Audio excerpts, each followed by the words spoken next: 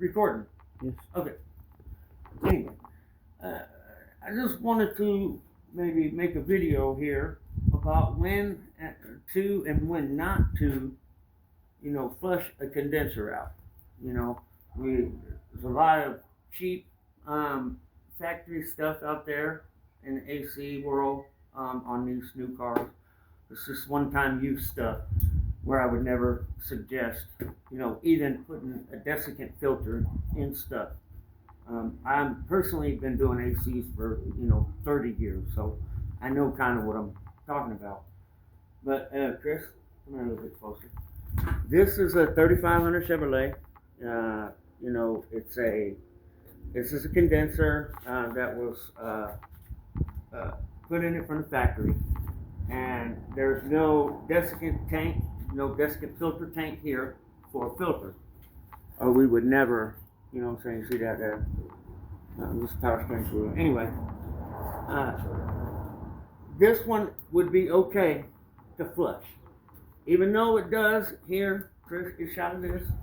It has the flat tubes, which I don't like, as far as if you want to get one flushed out. But you can deal with these flat tubes, that design.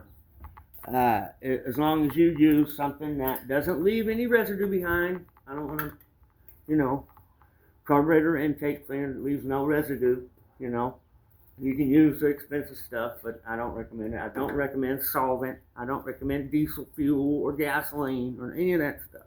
So it leaves something behind when it dries. This does not.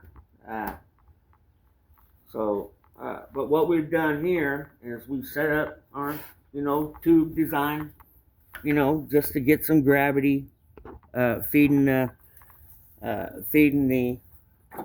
cleaner in, little at a time.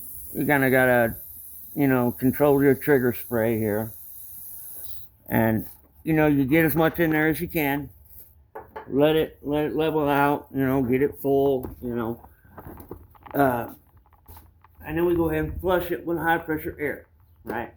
It's a big, long, drawn out process. You only do it for a friend or, a customer who's willing to pay for the time. This one, obviously, you can see everything will be brand new when it's replaced, but we will reuse the condenser because of the quality that it maintains, because this is probably one of the, after the compressor, is the most integral part of your air conditioner system. That's why you want to have one that's free flowing and free of any debris that may have been left over by orifice tubes or, parts from the compressor failure, or even welding slag, because,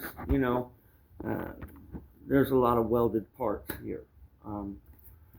But we've done everything on this, and obviously PTFE on all the connections, so nothing gets corroded because of the water.